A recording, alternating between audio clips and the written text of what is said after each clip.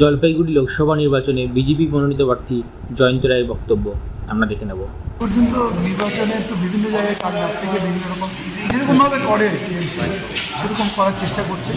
তবে আমরাও লেগে আছি, আমরাও ইলেকশন কমিশনকে বিভিন্ন বিচ্ছিন্ন বিভিন্ন ঘটনা যেগুলো ঘটছে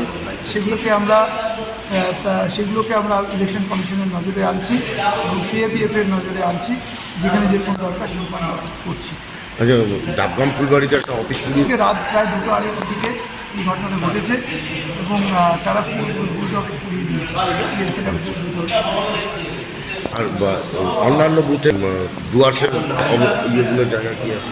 ডুয়ার্সের অন্যান্য জায়গায় যেরকম আমি যেটুকু শুনছিলাম তাতে ভোট ভালো হচ্ছে, ঠিকঠাক চলছে। এখনো পর্যন্ত কতগুলো অভিযোগ আপনার কাছে এসছে?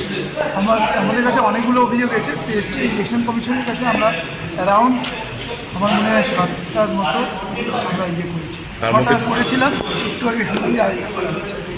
তার মধ্যে কী কী রয়েছে?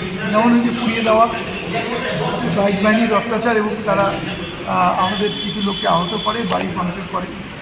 আমাদের লাটাবাড়িতে 235 নম্বর বুথে সেখানে আমাদের বুথ সভাপতিকে ভয় দেখানো হয় এবং সেখানে চাল এবং কাপড় ডিস্ট্রিবিউট করা হয়। এরকম ধরনের কিছু অভিযোগ আমরা এখনও টিএমসি প্রচার করে যাচ্ছে, এখনও ভোট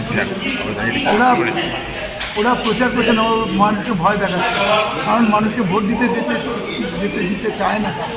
এবং এমনও অভিযোগ আসছে আমার কাছে, রাস্তা ব্লক করে তারা এটা কোন ধরনের নন, সুতরাং এরা এইভাবে ভোটারকে ইনফ্লুয়েন্স করা। এমনকি আমি দেখেছি, আমি যেটা রিপোর্ট আসছে আমার কাছে সেটা হচ্ছে বিএলও সেখানে একটা বুথের মধ্যে বারবার করছে এবং ভোটারদের ইনফ্লুয়েন্স করার চেষ্টা করছে।